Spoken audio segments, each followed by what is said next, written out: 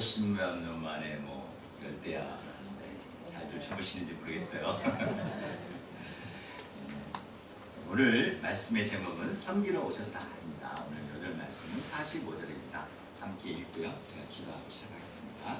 시작. 인자가 온 것은 섬김을 받으려 함이 아니라 오히려 섬기려 하고 자기 목숨을 낳는 사람의 대성물로 주려 함이라. 하겠습니다. 주님 감사합니다. 일주일을 참 주신 곳에서 살다가 이렇게 하나님께 나왔습니다. 주님 귀한 시간 저의 마음을 들여서 주님께 예배하는 시간이 되게 하시고 우리 또 주시는 귀한 생명의 말씀을 깊이 듣고 또 한 주를 살아낼 만한 은혜를 드리고 또 믿음으로 살 수 있도록 도와주십시오. 이 시간 귀한 말씀 더하여 주시고 또 저를 세우셨으니 당신의 도구로 저는 세우시고 크게 불러주시고 말씀을 주시기를 기도합니다. 예수님 이름으로 기도합니다. 네. 오늘은 트롯 한 곡을 들어보려고 합니다. 이 곡은 우리 심수봉 씨가 예수님을 생각하면서 번안 작사했다고 합니다. 가사 내용이 무엇일지 무엇을 의미하고 있는지 생각하면서 들어보시기 바랍니다. 사랑은 정말 사랑의 가치는 저는 딱 한 곳에서밖에 나오지 않는다. 이 노래는요, 사실은 그 사랑의 대표자가 되는 예수 그리스도의 사랑을 노래하는 것입니다. 백만송의 장미를 이 밤하늘에 올려드리고 끝을 맺을까 하는데, 여러분 감사합니다. 사랑합니다. 백만송의 장미 보내드리겠습니다.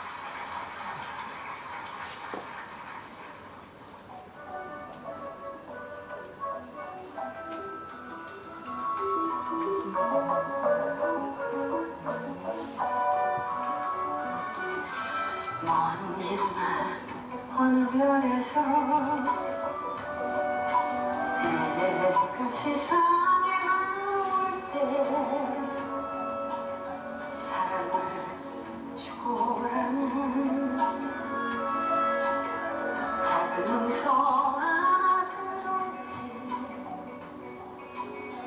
사랑을 할 때만 피날고 백만송이 피어오라는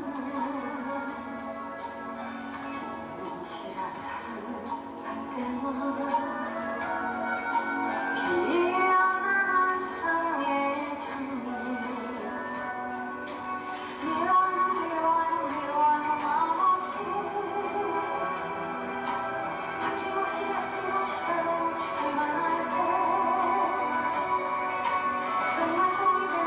백만송이 꽃은 피고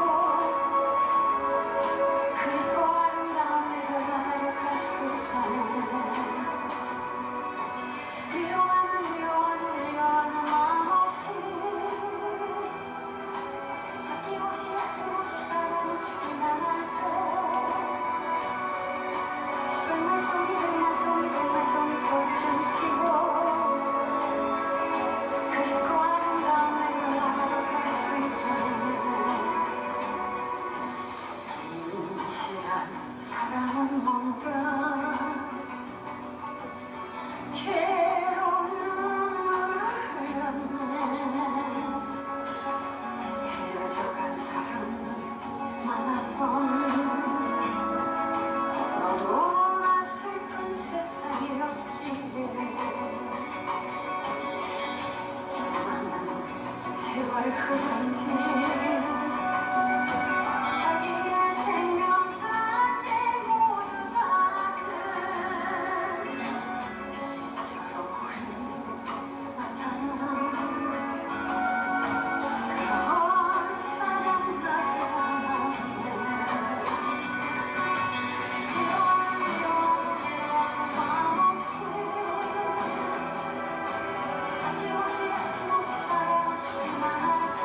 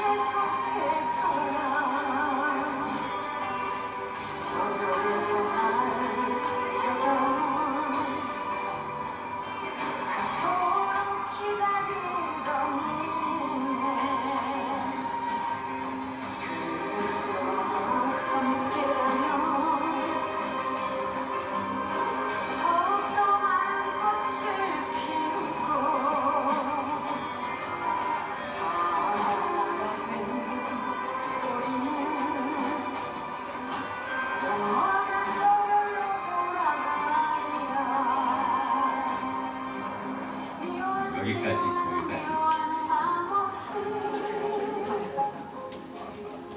중독성이 있어요, 좀.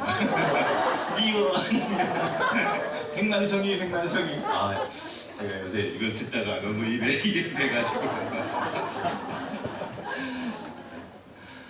자, 이 노래의 가사처럼 하나님은 이 땅에 우리를 보내실 때 백만성이 꽃을 피우라고 보내셨습니다. 꽃들 많이 피우고 계시니까 비슷한 내용을 우리가 고린도후서 2장에서 볼 수 있는데요. 2장 15절 우리를 그리스도의 향기라고 하셨습니다. 또 고린도후서 3장에서는 너희는 그리스도의 편지라고 하셨습니다. 둘을 합해보면 우리는 이 세상에 보내진 향기나는 그리스도의 편지라고 할 것입니다. 향기는 곧 좋은 영향력이겠죠. 그렇다면 우리는 어떻게 장미를 피워내며 그리스도의 향기를 풍기는 편지가 될 수 있습니까? 오늘 말씀을 통해 꽃을 피워내고 향기를 내는 위대한 인생은 어떤 삶인지 깨닫고 예수님이 인정하시는 위대한 인생 사는 저희들이 될 수 있기를 기도합니다. 제1장 높은 자리에 앉고 싶은 제자들 32절에서 41절입니다. 32절을 보십시오. 예수님과 제자들은 이제 예루살렘으로 올라갑니다. 이것이 주는 의미가 무엇입니까? 이제 주님은 예루살렘에 올라가 잡히시고 십자가와 고난의 길을 걸어가신다는 것입니다. 이제 주님은 이에 12제자를 데리시고 가서 다시 한번 자기가 당할 일을 말씀하여 주십니다. 33절, 34절을 보십시오. 보라, 우리가 예루살렘에 올라가노니 인자가 대제사장들과 서기관들에게 넘겨지매 그들이 죽이기로 결의하고 이방인들에게 넘겨주겠고 그들은 능욕하며 침뱉으며 채찍질하고 죽을 것이나 그는 3일 만에 살아나리라 하시니라. 예수님이 고난받으시고 부활한다는 이야기는 8장, 9장에 이어 벌써 세 번째 하는 이야기입니다. 주님이 왜 이렇게 반복해서 말씀하십니까? 이는 그만큼 이 말씀이 반드시 듣고 새겨야 할 말씀이기 때문입니다. 십자가와 부활은 기독교의 핵심입니다. 여기에서부터 무한한 기독교의 진리가 나오며 인류 최대의 지혜가 나옵니다. 참 희망이 나오고 죄를 이길 힘이 나옵니다. 그러나 이 말씀은 본성상 듣고 싶지 않습니다. 고난이 따르기 때문입니다. 그래서 제자들은 예수님이 그렇게 말해도 그렇게 듣지 않고자 하고 그렇게 듣기 싫어하니 그렇게 깨닫지도 못한 것 같습니다. 하지만 십자가 뒤에는 부활의 영광이 있습니다. 이를 분명히 할 때 다가올 어려움을 현실로 받아들이고 마음을 준비할 수 있습니다. 그래서 주님은 그들이 싫어할지라도 반복하여 가르치십니다. 그런데 주님의 말씀은 갈수록 구체적이 됩니다. 예수님의 말씀을 보면 예수님은 대제사장들과 서기관들에게 잡혀 넘겨지고 그들은 죽이기로 결의하지만 그들에게 사형권이 없기에 이방인인 로마인에게 넘겨줍니다. 결국 십자가 판결을 받은 후 예수님은 이방인들로부터 숱한 조롱과 능욕을 받습니다.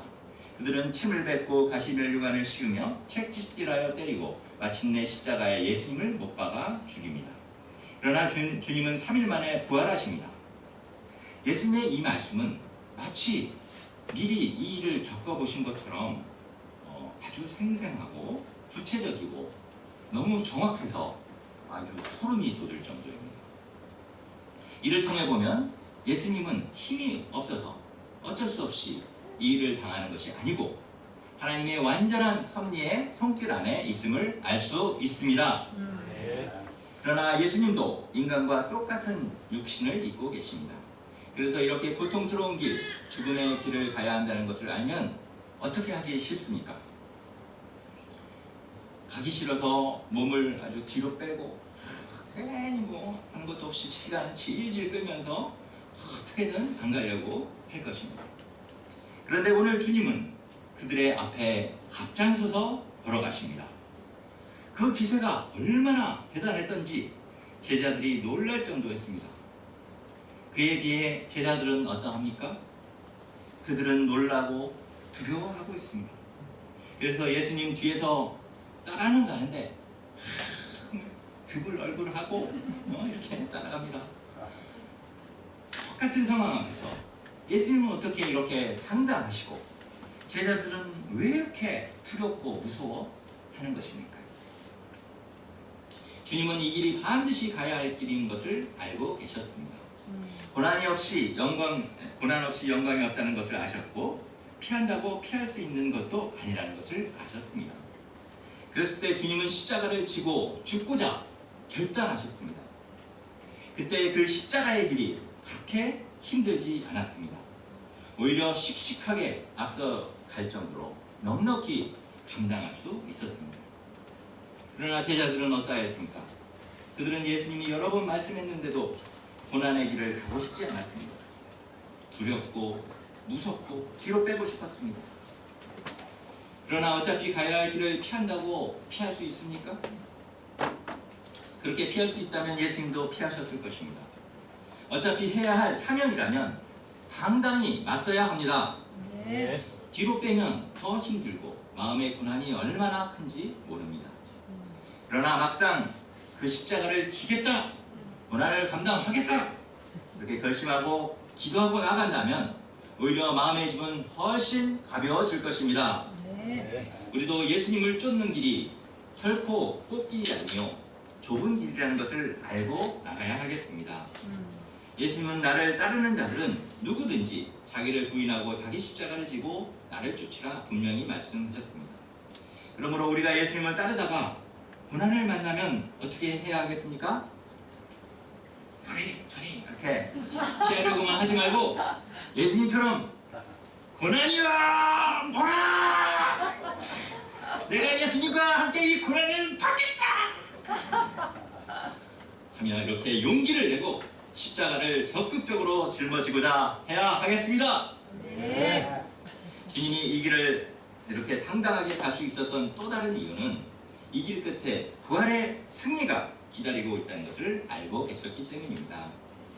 우리도 고난이 찾아올 때 그것이 전부가 아니요 그 길 끝에 주님이 최후 승리가 부활의 영광이 기다리고 있음을 기억하며 나가야 하겠습니다.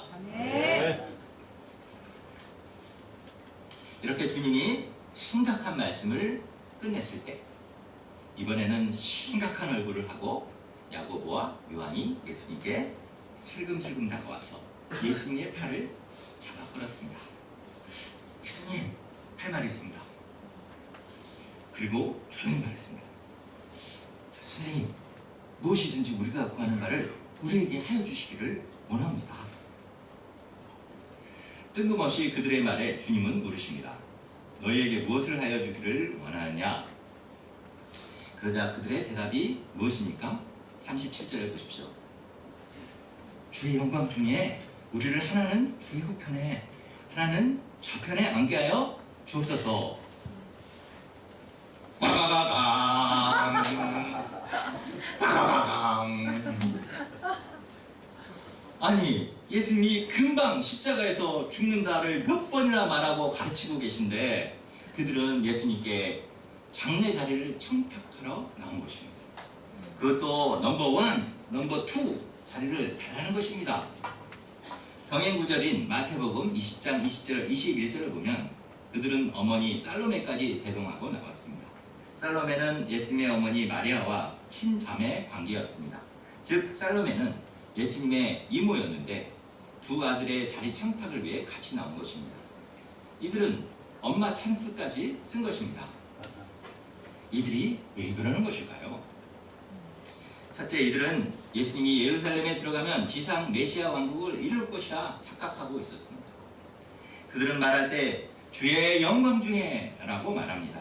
즉 그들은 예수님이 말씀하시는 십자가와 죽음은 아마 새로운 왕국을 열기 위한 어떤 과정쯤이라고 생각했고 어쨌거나 최후에는 예수님이 로마를 박살내고 다윗 왕국과 같은 새 나라를 건설할 것이라 이렇게 자기 마음대로 생각하고 믿었습니다.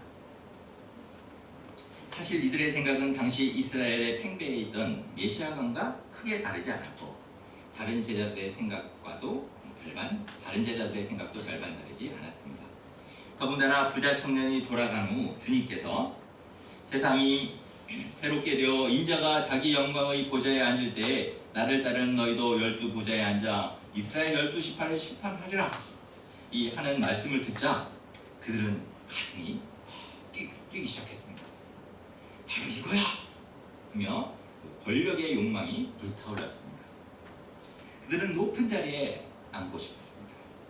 그래서 가문의 영광이 되고 여러 사람의 부러움과 존경의 대상이 되고 사람들을 호령하고 싶었습니다. 사실 이미 그들은 12제자 중에서 어느 정도 지분 확보를 했다고 생각했습니다. 예수님은 죽은 야이로의 딸을 살리실 때, 변화산에서 변형되실 때 베드로, 야고보, 요한 이 세 제자만 따로 데리고 가셨기 때문에 그들은 스스로 자기들은 아주 수제자 그룹이라고 생각했습니다. 그런데 문제는 베드로였습니다. 베드로는 중요한 순간마다 튀어나와서 그들보다 높은 점수를 따내었습니다. 요한복음 6장에 보면 떠나가는 무리를 보시며 예수님이 너희도 가려느냐 물었을 때 베드로는 가장 먼저 삐 하고 누르더니 영생의 말씀이 계시네 우리가 니게로 가오리까 이렇게 멋진 대답을 하였습니다. 또 한 번은 너희는 나를 누구라 하느냐 이렇게 물으실 때 베드로가 제일 먼저 저요 그래서 너 그러니까 손을 들고 주는 그리스도 시인이다 이렇게 대답하였고 예수님으로부터 크게 칭찬을 받는 모습을 보았습니다. 베드로가 칭찬을 받을 때마다 그들의 마음은 어땠을까요? 시기심으로 아주 뼈가 썩는 아픔을 겪어냈습니다. 이러다가 최고 지도자의 자리를 베드로에게 빼앗기고 그들은 그 아래에서 푹신거려야 할 것 같고 그러면 자존심이 너무 상할 것 같았습니다. 그들의 좌우명은 2등은 아무도 기억하지 않는다 였습니다. 결국 그들은 예수님 이 왕국을 건설하기 전에 특단의 조치를 취하여 자리 문제를 확고히 해두고 싶었던 것입니다. 이 말을 들으신 예수님의 심정이 어땠을까요? 우리 같았으면 지금 이 시국에 말귀를 못 알아먹고 이렇게 나오는 그들을 보면 아주 기가 막히고 코가 막혔을 것입니다. 그리고 야 일로 와봐 꿀밤 한 대씩 맞고 시작하자 하면서 별똥별이 보이도록 한 대씩 먹였을 것 같습니다. 그런데 주님은 이렇게 답답한 그들에게 소리 지르지 않으시고 조곤조곤 그들의 영적 무지를 깨우쳐 주시고자 합니다. 38절입니다. 너희는 너희가 구하는 것을 알지 못하는도다. 내가 마시는 잔을 너희가 마실 수 있으며 내가 받는 세례를 너희가 받을 수 있느냐? 예수님은 이제 곧 예루살렘에 올라가 고난의 잔을 마시고 죽음의 세례를 받으셔야 합니다. 그러므로 이 말은 너희들 나와 같이 고난받고 나와 같이 죽을 수 있어? 그렇게 물으신 것입니다. 그런데 그들의 대답이 무엇입니까? 그들은 이것이 그들의 자리를 보장하는 말씀이라 생각했습니다. 그래서 서로 마주보고 한번 웃더니 해맑은 표정으로 할 수 있나이다! Yes, we can! 아주 우렁차게 대답하였습니다. 그들이 정말 그 뜻을 알고 대답하는 것입니까? 그들은 권력에 눈이 멀어 일단 대답부터 하고 본 것 같습니다. 그들은 권력을 얻는 일이라면 뭔지는 잘 모르지만 극각 고난쯤 얼마든지 해낼 수 있다 이렇게 대답한 것입니다. 그런데 주님은 그들의 엉터리 같은 대답도 긍정적으로 받아주셨습니다. 39절 하반절입니다. 너희는 내가 마시는 잔을 마시며 내가 받는 세례를 받으려니와. 주님은 그들의 예수님에 대한 충성심을 인정하시고 받아주셨습니다. 예수님의 말씀대로 야고보는 AD 44년 헤롯의 칼에 의해서 죽는 최초의 순교자가 되었습니다. 또한 요한은 많은 고생을 하고 밤모섬에 유배되었다가 가장 늦게까지 죽지도 못하고 이렇게 고생하고 순교자의 하늘에 이르게 되었습니다. 그런데 자리에 대해서는 어떻게 말씀하십니까? 내 좌우편에 앉는 것은 내가 줄 것이 아니라 누구를 위하여 준비되었든지 그들이 얻을 것이니라. 꽝꽝꽝. 아니, 야고보와 요한은 이 말씀에 무척 당황했을 것입니다. 고난만 주고 자기는 모르겠다니, 이런 오리발이 어디 있습니까? 예수님의 좌우편 자리는 오직 하나님이 정하십니다. 그것은 하나님의 주권에 속한 것입니다. 이 말씀은 우리가 땅에서든 하나님의 나라에서든 자기 때문에 경쟁할 필요가 없음을 알려줍니다. 그것은 하나님의 주권과 섭리에 속한 일이기 때문입니다. 그런데 이 이야기를 들은 다른 열제자의 반응이 어떠합니까? 41절을 보십시오. 그들은 화를 내었습니다. 베드로는 얼굴이 불그락 거리며 씩씩거리고 평소 별 존재감이 없던 바돌로메와 몇몇 제자들은 머리에 띠를 두르더니 친척들이 웬 말이냐, 각서라 이렇게 외치고 빠졌습니다. 이를 보면 다른 제자들도 말만 안 했지 모두 그 영광의 그 자리를 탐내고 있었음을 알 수 있습니다. 그들은 예수님을 따르며 많은 훈련을 받았지만 여전히 권력과 명예 앞에서 그 가치관이 세상적이고 사고 방법도 세상적이었습니다. 예수님은 이런 제자들을 인내하시며 참으로 위대한 자, 진정으로 큰 자는 누구인지 영적 비밀을 알려주십니다. 제2장 군림하는 리더, 섬기는 리더. 42절에서 45절입니다. 42절을 보십시오. 이방인의 집권자들이 그들을 임의로 주관하고 그 구관들이 그들에게 권세를 부리는 줄을 너희가 알거니와. 당시 이방인의 집권자들은 누구입니까? 바로 로마 황제나 총독쯤 될 것입니다. 그들은 권세를 잡은 자들입니다. 세상 권세자들의 특징이 어떠합니까? 그들은 사람들을 임의로 주관하였습니다. 임의로라는 것은 마음대로, 자기가 하고 싶은 대로 이런 뜻입니다. 그들은 그들의 권력을 믿고 마음대로 사람을 대하였습니다.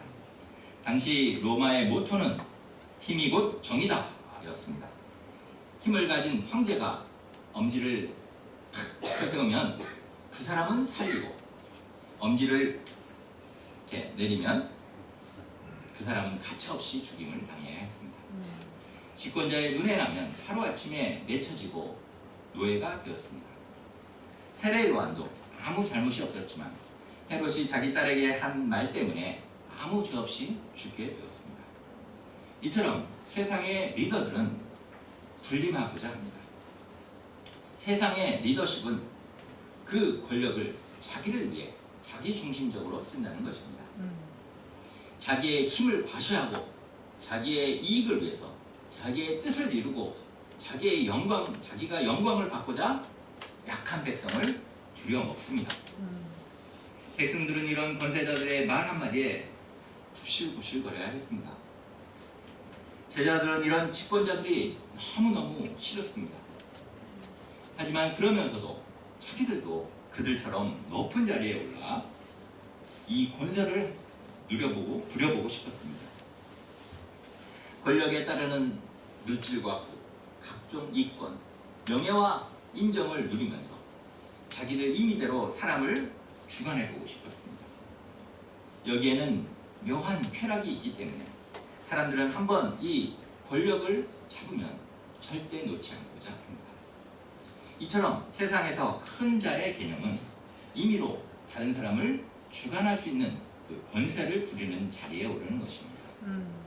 그것이 경제력이든지 또는 정치력이든지 인간관계의 파워든지 늘 세상의 성공의 개념은 다른 사람을 지배하는 높은 곳에 있습니다. 오늘날 우리 사회에 만연해 있는 갑질 문화는 이런 인간 본성의 일면을 보여준다고 할 수 있을 것입니다. 제자들도 그것을 싫어하는 듯 했지만 이미 그런 사고방식에 젖어 있었습니다. 인생의 목적을 거기에 두었기 때문에 서로 다투며 주의 영광 중에 하나는 우편에 하나는 좌편에 높여지기를 원하였습니다.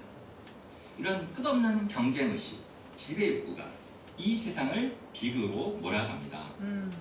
그런데 예수님은 이에 대해 어떤 자가 진정으로 큰 자라고 하시니까 43절, 44절을 보십시오. 함께 읽어보시겠습니다.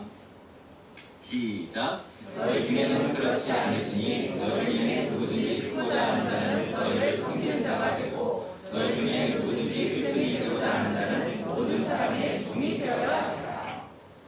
예수님은 너희 중에는 그렇지 않을지니 라고 하십니다. 이는 제자간 너희는 그래서는 안 된다는 것입니다. 예수님의 제자는 세상 사람과 가치관이 달라야 한다는 것입니다. 그러면 어떻게 달라야 합니까? 크고 위대한 사람이 되려면 섬기는 자가 되고 으뜸이 되고자 하면 모든 사람의 종이 되어야 한다고 하십니다. 우리 섬긴다는 것은 우리 국어사전을 찾아보면 공경하여 받들어 모시다 이렇게 나와 있습니다. 영어로는 서브, 그죠? 그래서 이제 제공하다, 봉사하다 이런 뜻이고 섬기다. 여기에서 나온 파생적인 말이 우리 서빙 하면 이제 시중 봉사, 서번트 하면 하인, 종, 고용된 자, 우리 서비스라고 그러죠. 서비스, 봉사, 공헌. 우리 예배도 사실은 서비스더라고요. 워십 서비스, 워십, 고투 서비스 하면 예배 보러 간다 이렇게. 그러니까 이런 하나님께 우리가 이렇게 드리러 가는 거죠. 그러니까 이런 것들을 종합해 볼 때 섬긴다는 것은 하인이나 종처럼 상대방을 존중하면서 그의 필요를 위해 무엇인가를 제공하고 봉사하는 것을 말합니다. 그런데 이렇게 섬기는 자가 큰 자여 으뜸이 된다는 것은 우리 상식으로는 이해가 안 되는 말입니다. 이런 일들은 세상에서는 낮은 자들이나 하는 일입니다. 사람은 누구나 섬김을 받고 싶어하지 섬기고 싶어하지 않습니다. 그러나 주님은 역설적이게도 섬기는 자가 큰 자요, 심지어 가장 큰 자, 으뜸인 자는 모든 사람의 종이 되어야 한다고 하십니다. 종은 원어로 둘로스로서 섬기는 자보다 훨씬 열등한 지위를 가진 노예를 말합니다. 노예는 당시 주인의 물건 취급을 받았습니다. 노예는 주인을 위해 존재하며 주인에게 무엇을 요구할 수 없었습니다. 한마디로 예수님 안에서 가장 높은 자가 된다는 것은 이 세상에서는 가장 낮은 자가 되어야 한다는 것입니다. 그러면 이 말씀은 우리가 큰 자가 되려면 다 때려치고 하인이나 종이 되어야 한다는 말입니까? 사장님은 말단 직원이 되고 우리 모두는 다 때려치고 저 음식점으로 달려가서 막 서빙하는 사람이 되라는 것입니까? 학생은 학교에서 청소를 도맡아 하라는 것입니까? 그러나 이는 우리의 위치나 자리를 말하는 것이 아닙니다. 이는 우리의 삶의 자세와 태도에 대해 말씀하시는 것입니다.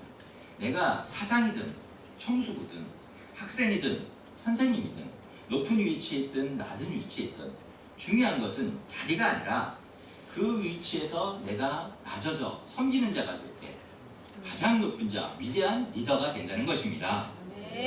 하나님은 외모로, 자리로 사람을 판단하지 않으십니다. 세상에서는 타이틀이나 사회적 지위가 있어야 큰 자라고 생각하지만 예수님은 그것에 상관없이 그 내면에 섬김의 인격을 가지고 섬기는 자가 참으로 크고 위대한 자라고 하십니다. 그러면 섬기는 자가 되기 위해서 우리는 어떤 자세를 가져야 합니까? 첫째, 겸손의 자세를 가져야 합니다. 겸손은 남을 존중하고 자기를 내세우지 않는 것입니다. 낮은 자가 높은 자를 섬기는 것이 섬김입니다. 우리가 겉으로 섬기는 모양을 가지고 있지만 속으로 내가 너보다 낫기 때문에 좀 섬긴다. 내가 좀 나은 사람이다 섬기는 거야 이렇게 이런 마음을 가지고 섬긴다면 상대방을 절대 잘 섬길 수 없습니다. 섬김의 기본은 항상 낮은 자세입니다. 낮은 자세는 다시 말하면 다른 사람보다 내가 낮은 곳에 서는 것입니다. 영어로 우리 understand 들어보셨죠? understand는 under 더하기 stand 아닙니까? 자, 이해한다는 것은 낮은 곳에 서서 stand 이해한다는 것, 선다는 거죠. 그죠? 즉 낮은 곳에 겸손한 자리에 서야지 다른 사람을 이해할 수 있게 됩니다. 사람을 이해해야 그 사람을 알게 되고 그때 섬기는 사람 중심으로 잘 섬길 수 있습니다.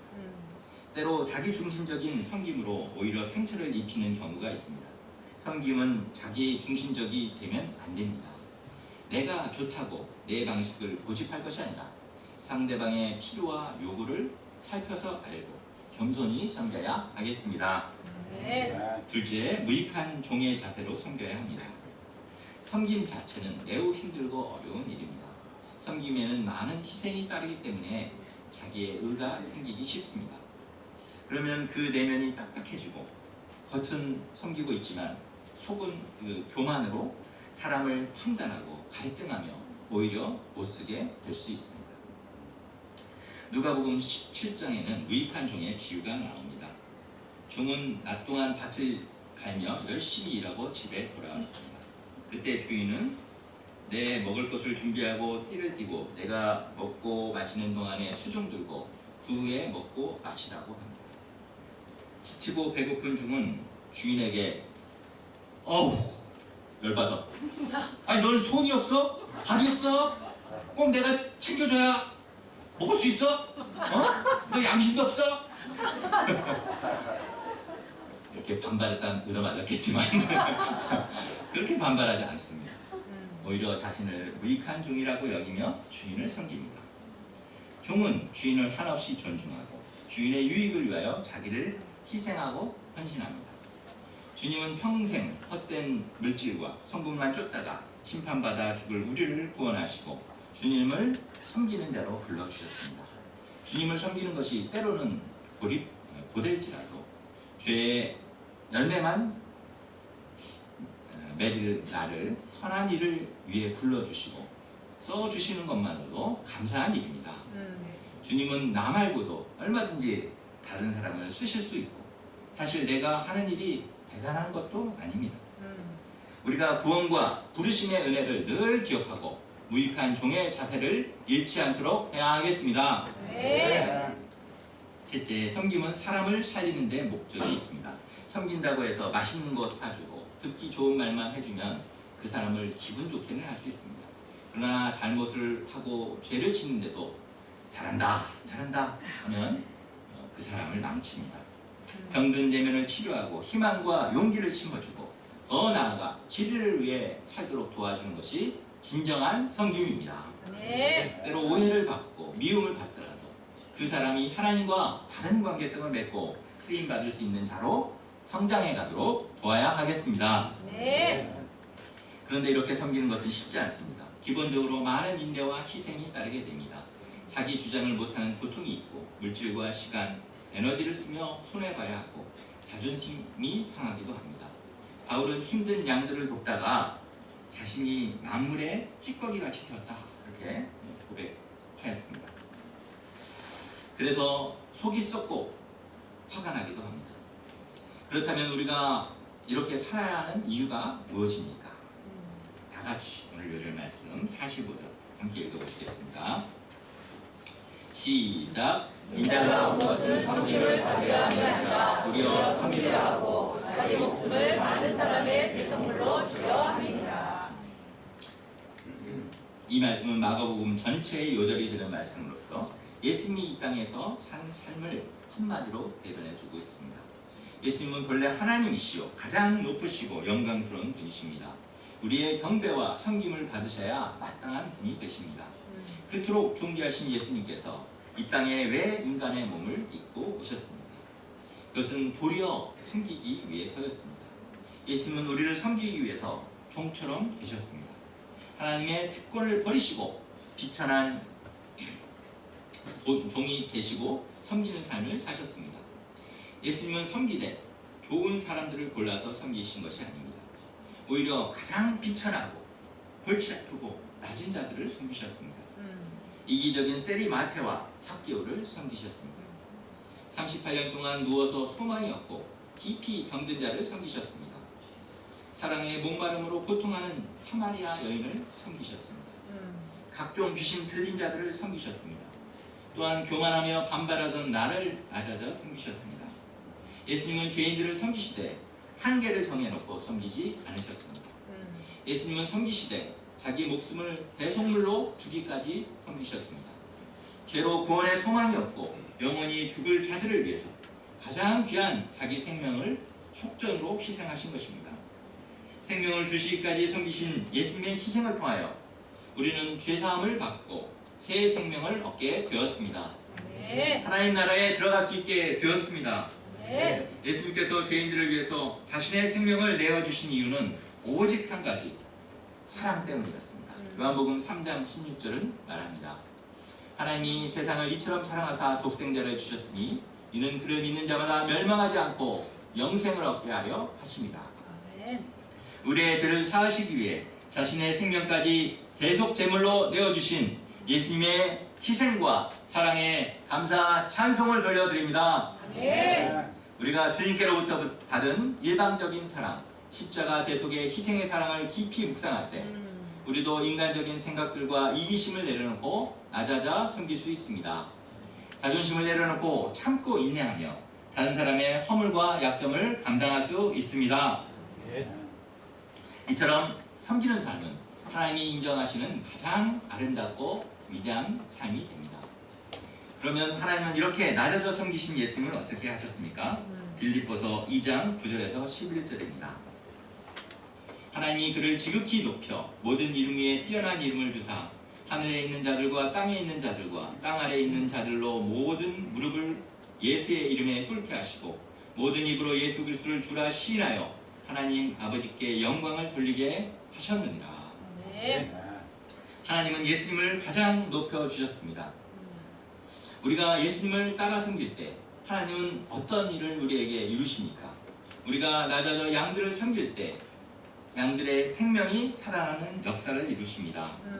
우리가 가정을 이렇게 낮아져 섬길 때 풍지박살난 가정이라 하더라도 살려내십니다. 아멘. 교회를 이렇게 낮아져 섬길 때 교회가 살아나고 각박한 세상을 이렇게 낮아져 섬길 때 세상이 살아납니다. 아멘. 이렇게 낮아져 섬기는 사람은 사람들 눈에 잘 보이지 않을지라도 세상을 아름답게 변화시키고 하나님이 그 가운데 역사하게 만듭니다.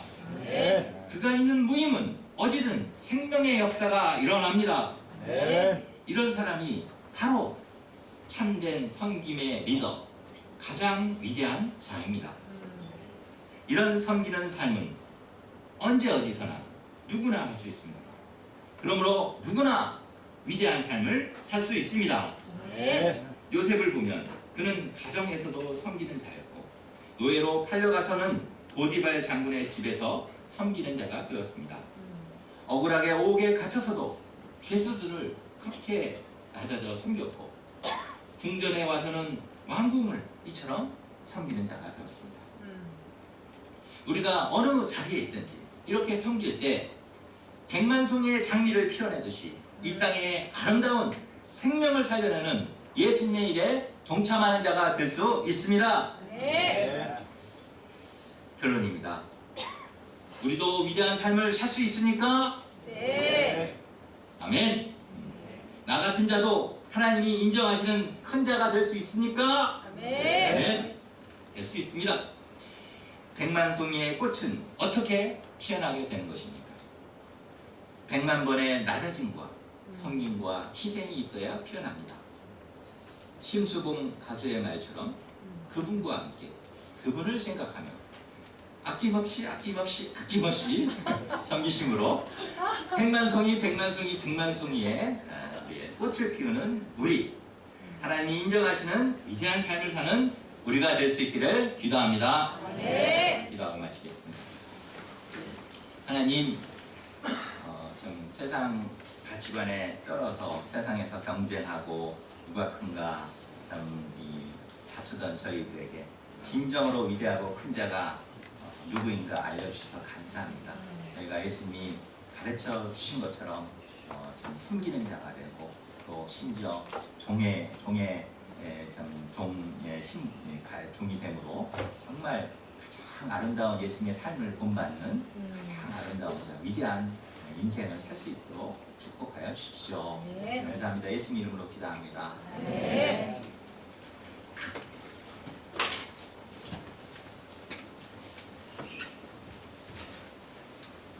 찬송가 216장을 다 함께 부르시겠습니다.